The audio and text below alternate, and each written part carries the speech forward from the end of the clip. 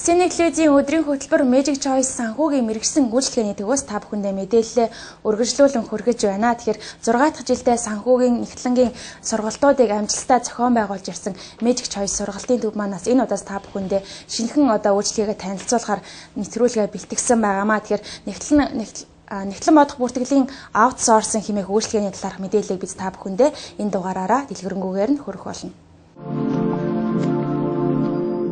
Magic Choice санхүүгийн мэргэжсэн үйлчлэгээний төв нь 6 дахь жилдээ санхүү нэгтлэн бодох бүртгэлийн чиглэлээр сургалтуудыг амжилттай явуулж ирсэн.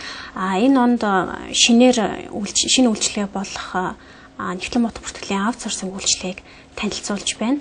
За аутсорсинг үйлчлэгээ гэж юу юм бэ, тийм ээ? За тэгэхээр компаниуд өөрийн үйл ажиллагааны зарим хэсгийг богино хугацаанд, тийм ээ, хямд зардалтай хамгийн сайн хийж чадах баг хүмүүст, тийм ээ, хариуцуулахын үйл ажиллагааг аутсорсинг үйлчлэгээ хичлээд байгаа. Тэгэхээр манай байгууллагын хувьд энэ аутсорсинг үйлчлэгээг болохоор тавра бизнесээ өргөжүүл, тайлангад нь бид хариуцъя гэсэн урандаар явуулж байна. За тэгэхээр ер нь бол жижиг дунд аж ахуйн нэгж байгууллагын хувьд санхүүгийн нэг ч хэсэг, тийм ээ, ажилуулахад зардал их өндөртэй байдаг. Тэгээд тийм учраас зардлыг бас бууруулах ийм ач холбогдолтой ийм үйлчлэгээ байгаа. За тэгэхээр яагаад байгууллагуудад нэгтлэн бодох бүртгэлийн аутсорсинг хэрэгтэй гэж гэхээр байгууллагууд маань 3 боломжийг эдлэхийн тулд бол энэ үйлчлэгийг бол сонгох хэрэгтэй гэж үзнэ. За тэгэхээр нэгдүгээрт нь бол зардлын хэмнэлт байж байгаа. За зардлын хэмнэлт дотроо үйл ажиллагааны зардлын хэмнэлт, капитал зардлын хэмнэлт, хүний нөөцийн зардлын хэмнэлт гэсэн 3 зардал байж байгаа. Энэ зардал гэдэг маань тухайн байгууллага нэгтлэн авч ажиллах шаардлагатай. Тэгэхээр нэгтлэндээ холбоотой хоол, унаа, утасны зардал, бичиг хэргийн зардал, хэмжлэн офисын зардлууд бол гарна. Тэгэхээр үүнийг бол аутсорсинг үйлчлэгийг авснараа хэмнэх боломжтой.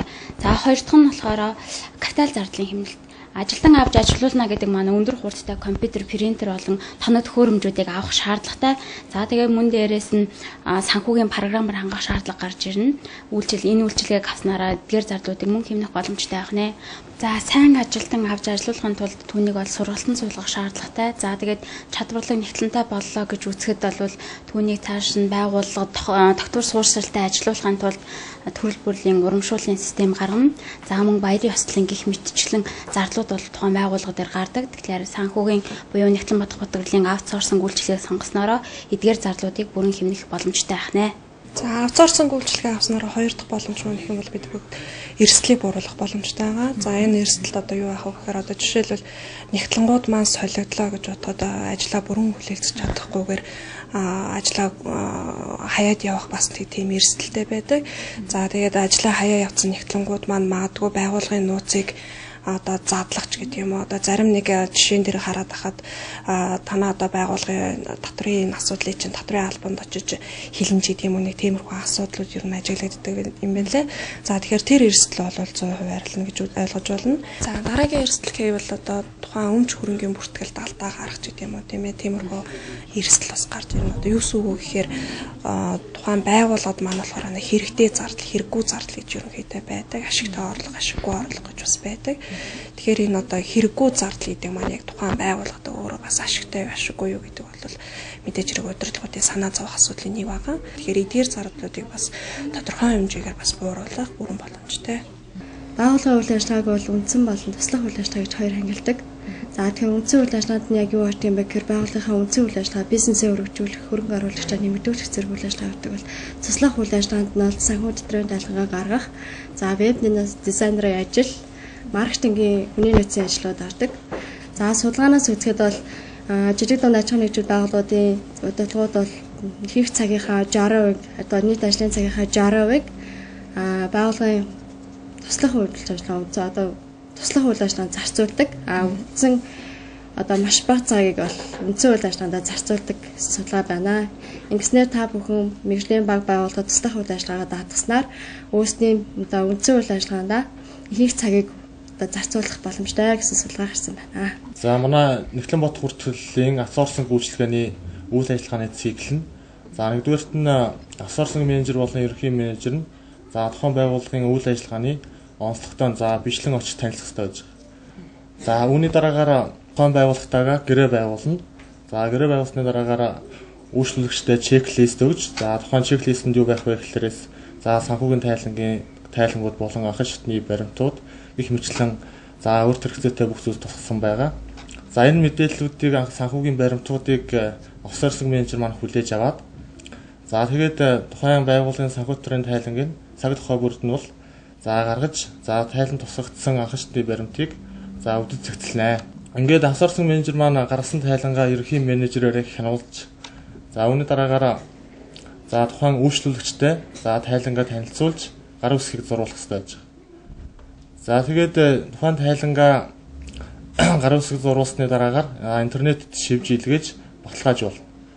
За үүний дараа бол тухайн тайлангаа бид за тухайн дүүргийнхээ төрийн болон санхүү татварын хилцэст нь цаасаар авч тушаана. За эцэст нь ингээд тухайн тайлангаа за үйлчлүүлэгчтэй бол үр дүнг нь бол танилцуулах гэсэн ийм үйл ажиллагааны циклийн үргэлжлэлтэйгээр бол явагдаж байгаамаа. Бусад ижил төрлийн үйл ажиллагаа явуулдаг байгууллагуудаас одоо онцлогдох манай давуу тал онцлог гэвэл одоо манай үйлчлүүлэгч бүртгээ захин бүртгэлийн системтэй. За энэ захин бүртгэлийн системийн болохоор тухайн хүн үйлчлүүлэгч маань одоо хотод ч байсан, одоо хөдөө орон нутагт ч байсан, магадгүй гадаад явсан тохиолдолд ч гэсэн өөрийнхөө тайлан балансыг одоо цаг тухай бүртээ тушаагдж гинүү, цаг тухай бүртээ гарч ийнүг үү гэдэг дээрээ бас хяналт тавиад яваад авах боломжтой.